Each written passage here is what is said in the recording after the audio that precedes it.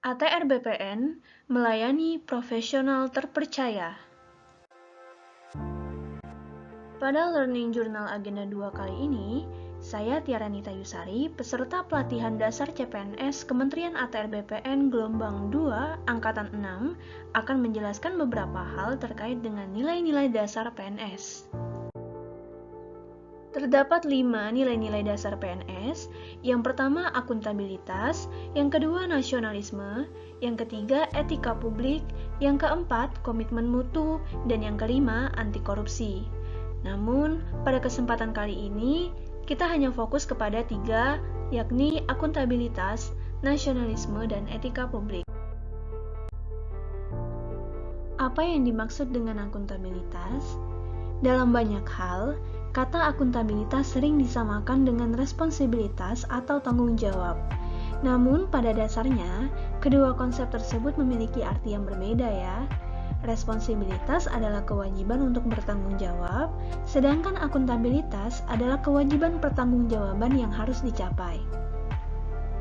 Akuntabilitas publik memiliki 3 fungsi utama menurut Bovens tahun 2007, yaitu yang pertama, peran demokrasi. Artinya, akuntabilitas publik berfungsi untuk menyediakan kontrol demokratis. Yang kedua, peran konstitusional. Artinya, akuntabilitas publik untuk mencegah korupsi dan penyalahgunaan kekuasaan. Yang ketiga, peran belajar. Artinya, akuntabilitas publik berfungsi untuk meningkatkan efisiensi dan efektivitas. Aspek-aspek akuntabilitas. Akuntabilitas adalah sebuah hubungan. Hubungan yang dimaksud adalah hubungan dua pihak antara individu atau kelompok atau institusi dengan negara dan masyarakat. Pemberi kewenangan bertanggung jawab memberikan arahan yang memadai, bimbingan, dan mengalokasikan sumber daya sesuai dengan tugas dan fungsinya. Di lain sisi, individu atau kelompok atau institusi bertanggung jawab untuk memenuhi semua kewajibannya. Oleh sebab itu, dalam akuntabilitas, hubungan yang terjadi adalah hubungan yang bertanggung jawab antara kedua belah pihak. Yang kedua, akuntabilitas berorientasi pada hasil. Hasil yang diharapkan dari akuntabilitas adalah perilaku aparat pemerintah yang bertanggung jawab, adil, dan inovatif. Dalam konteks ini, setiap individu atau kelompok atau institusi dituntut untuk bertanggung jawab dalam menjalankan tugas dan kewajibannya, serta selalu bertindak dan berupaya untuk memberikan kontribusi untuk mencapai hasil yang maksimal. Yang ketiga, akuntabilitas membutuhkan adanya laporan.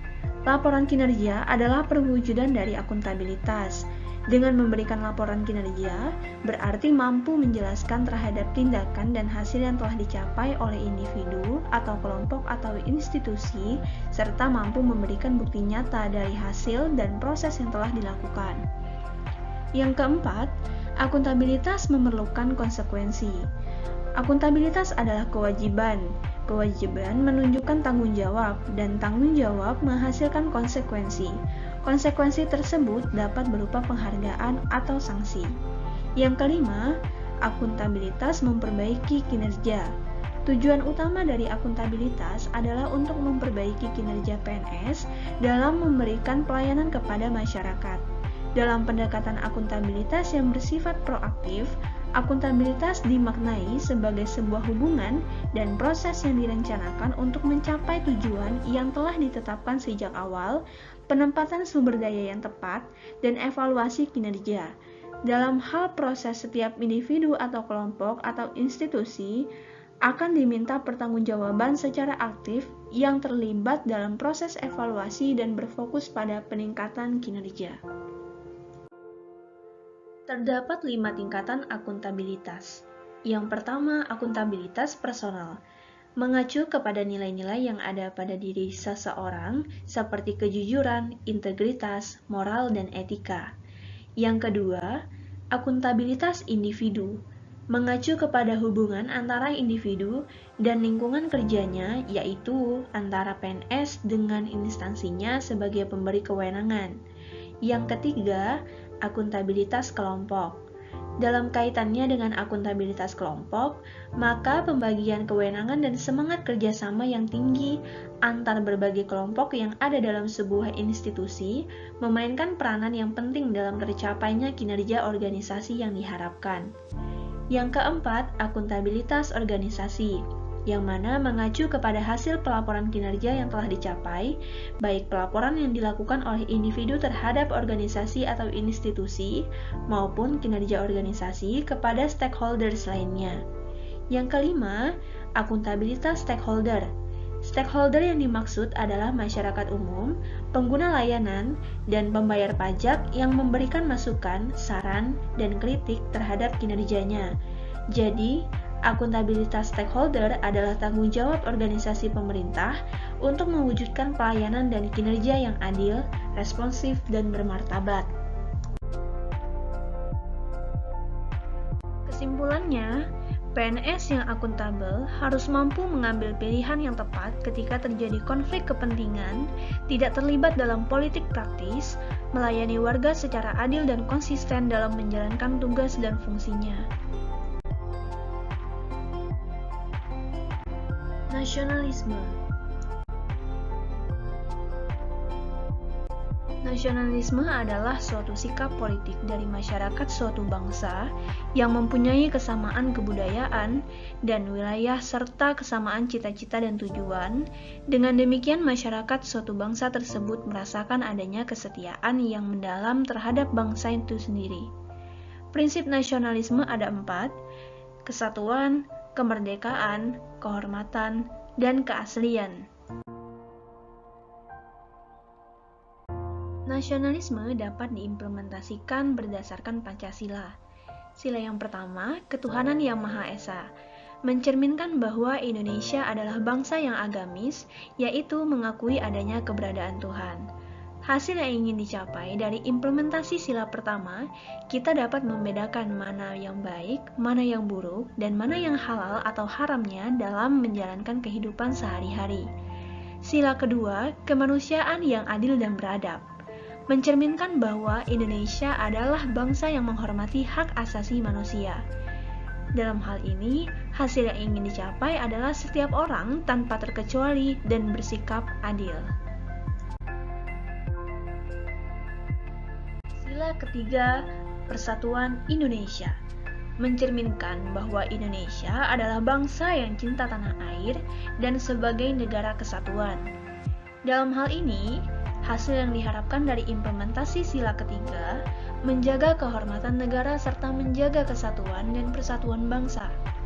Sila keempat, kerakyatan yang dipimpin oleh hikmat kebijaksanaan dalam permusyawaratan perwakilan, mencerminkan bahwa Indonesia adalah bangsa yang demokratis.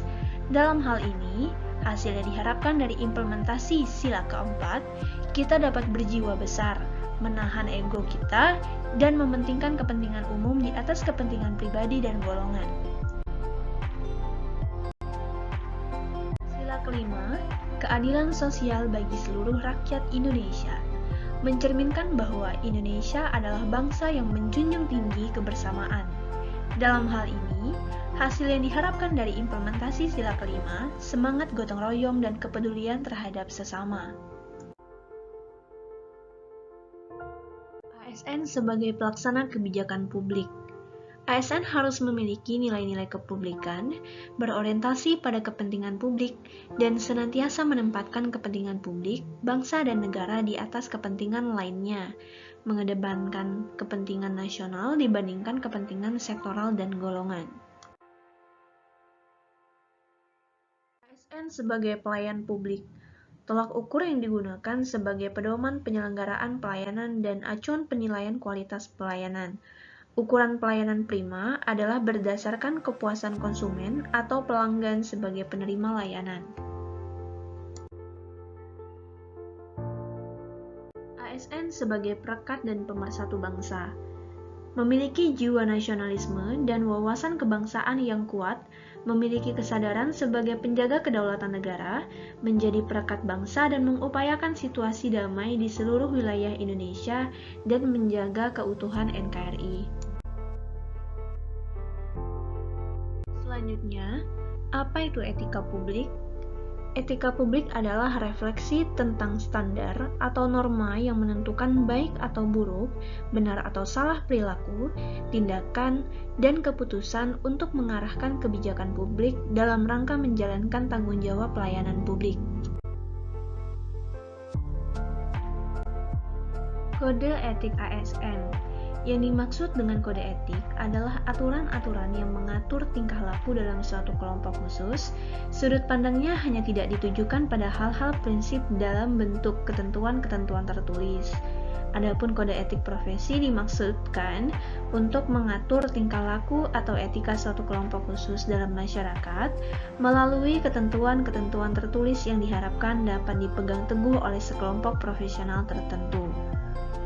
Kode etik ASN berdasarkan Undang-Undang ASN terdiri dari 12. Yang pertama, melaksanakan tugas dengan jujur, bertanggung jawab, dan berintegritas tinggi.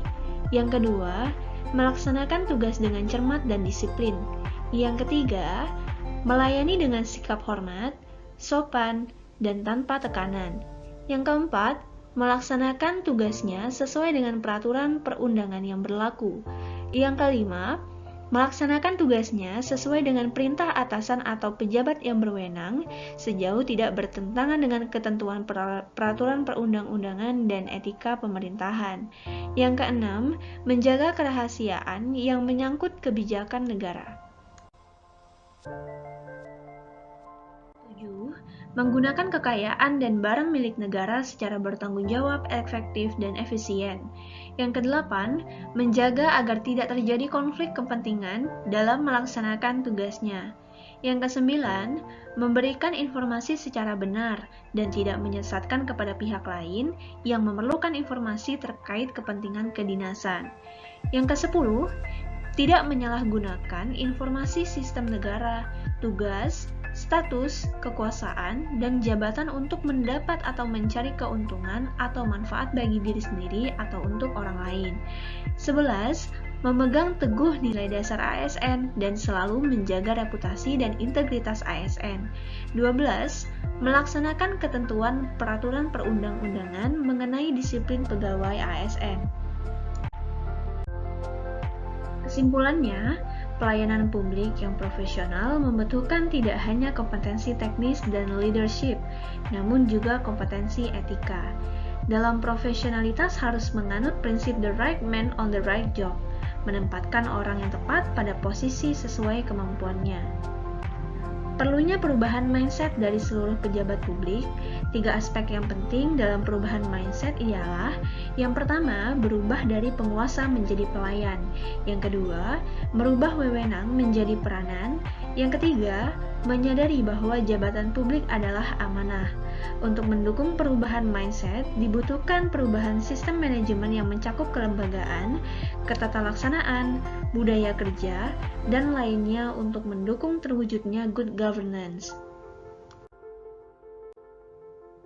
Sekian penjelasan dari saya mengenai nilai-nilai dasar ASN, akuntabilitas, nasionalisme, dan etika publik. Terima kasih.